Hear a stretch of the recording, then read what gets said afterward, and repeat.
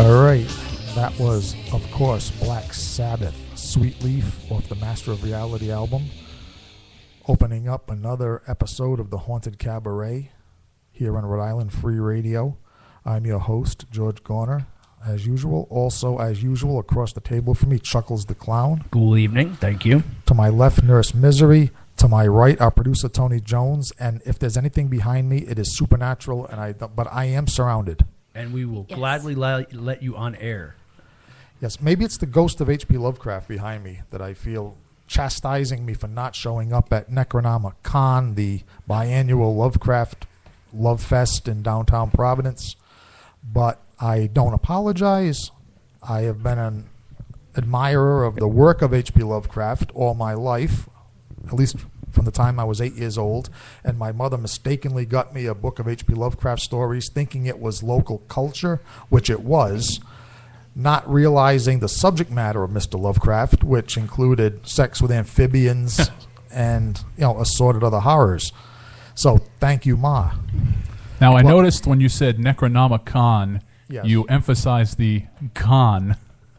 I did. Well, I emphasized the con only to differentiate it from Lovecraft's Book of Black Magic, which would be Necronomicon. Which, by the way, Necronomicon had some $400 options for this past weekend, and their $400 options sold out. Wow. Isn't that nice? And How this, many 400 options were there, though? If there were only 10, I'm not impressed. What were the $400 options? Like taking turns anal raping the corpse of H.P. Lovecraft? What? No, that was $450. Yeah. And the hideous, unspeakable, to use one of Lovecraft's favorite words, the unspeakable and unthinkable and all those other adjectives part of this is that this convention is to supposedly honor the memory of a man who never had more than, a couple of dollars in his pocket his whole life. He was lucky. I mean, Lovecraft was a guy who basically was unacquainted with money. He lived at the mercy of friends while he wrote those stories that made him famous and gave rise to all the parasites down there, and that's what some of them are. Now, look, I understand. I was there 2 years ago. I participate in Lovecraft events from time to time, but it's become an industry. It's kind of like when I said before the show, it's kind of like the zombies that I'm fed up with ever since I saw the bumper sticker on the soccer mom van that said, "I heart zombies." We're at that point with, Cthulhu and the rest. They're trying to make it warm, cuddly, and acceptable. And if H.P. Lovecraft saw what was going on with his creations, actually, I think Lovecraft would be amused. I mean, that's because he had such a low opinion of humanity that if you brought him to the latest H.P. Lovecraft convention and he just mingled with them for a while, he would just go home with his negative, low view of humanity. Write a new story? Justified. Yeah. Actually, he would write a new. That's what he would do. He would write. He would say, "Damn, I have a lot more subject matter than I did before I came here." Yeah. Thanks for the inspiration, losers. Yeah, that's basically what would happen. But I'll tell you, we name names on this show, don't we? We do. We do. Yeah, we call you out. Yeah. S.T. Joshi. Oh, no. Chuck, you remember I've trashed this man in the past. You have. This guy, a self-professed Lovecraft scholar, and when I say parasite, this is the guy that first comes to mind. Now, I don't even know if I assume he was at the convention because there's not a major Lovecraft function that he doesn't show up at to hawk his wares. The man has written more books about Lovecraft than Christians have written about Jesus. This man, if Lovecraft had never existed, S.T. Joshi, actually, maybe living in a van down by the river. Thank you, Tony. Yes, I think actually Tony's on a roll tonight. I think every time I want to put somebody down really effectively on this hour, I'm just going to create radio silence and let Tony fill it in. But yeah. So S.T. Joshi, I mean, now don't get me wrong. I've said before, I have a lot of respect for the biography he wrote of Lovecraft. H.P. Lovecraft, A Life. It's full of facts. This man is great when it comes to just the facts. Where this happened, where that happened. When it comes to interpreting those facts, when it comes to what it all means, this guy is, Tony? You're letting me down, Tony. A one-legged man in an ass-kicking contest. Trite, but accurate. The man is clueless. Let's just put it that way. And, I don't know, something tells me that this convention was full of quite a few more people, clueless individuals. That have never picked up a book in a day in their life, never mind read a Lovecraft. Right, and in case anybody misses my point, yes, this is what I'm criticizing. Not if you like to dress up in tentacles, that's fine.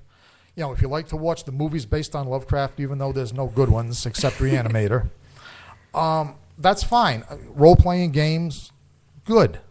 But I just have a problem with people who say they're fans of Lovecraft who have never read his stories. And the only character they can come up with is Cthulhu. It's Cthulhu. Right. Right. Exactly. Kind of like people that are Ramones fans, but they only know I Want to Be Sedated.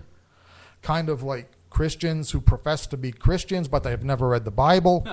You get the idea. These are the people, these are the Lovecraft followers who I despise. And I really wish that, some conjured up, fanged, unspeakable thing would rip them to shreds. How about we do Lovecraft justice and Dagon rips them to shreds? Maybe. I don't know. Maybe. Now, I know remember when I used to work for that other internet radio station? Yes. Yep. Yeah, well, they wouldn't let me conduct a black mass or any raisings in the studio. I don't think, actually, this is my studio. I just realized that. Yeah, we can do that here. Let's do it. Let's do it. I think on the air we should conjure up a Lovecraftian creature. There you go. And send them after all these people who we despise the most. We're in West Warwick. That shouldn't be too hard to walk out the front door over here. They'll flock to you. Actually, what will flock to us here in West Warwick is, they'll hear the magical incantation and they'll think that we're giving handouts, and we'll basically have a bunch of crackheads. They'll still do your bidding. Well, if we're going to pay them in crack, yeah. Well, we've personally wandered into West Warwick Fetish Night. I'm sure there's something we can conjure up over there. Oh, God, yeah, you can. I think the creatures at Fetish Night have already been conjured, I think. And one of them does look like Cthulhu with their cracking whips and their tentacles and their blobous forms. Hey, there's nothing better than meeting some of your mom's high school friends at a fetish night. Tell your mother I said hi. I will. No, it's all about... No, let's not go there. We're talking about Lovecraft. Although he would probably get a big kick out of something like that, Oh, yeah. Again, material for stories. Oh, definitely. He'd be like, I fit inside here. I'm not a weirdo anymore. I thought my fetish was weird. Although Lovecraft's fetish tended more toward... Yeah. Well, that's a good question. Now, S.T. Joshi and other Lovecraft scholars, and I won't bash him this time because he made the point, which is wrong, but he made a point that Lovecraft was a non-sexual human being. In other words, he never wrote about sex. He wasn't interested in sex. He just had, which I guess makes him a freak in the United States in the 20th century. I guess that's the point. But apparently, if you read his stories, as Caitlin Kiernan, another prominent author with more talent than S.T. Joshi, has pointed out, if you read Lovecraft's stories, every one of those stories is about some kind of perverted sex.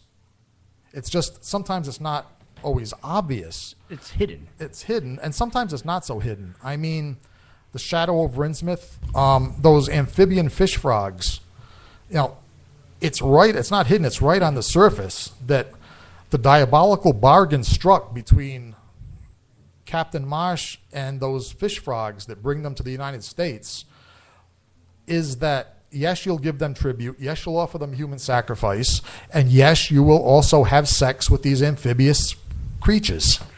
So, I mean, that's not a man that has no inkling about sex, just a different kind.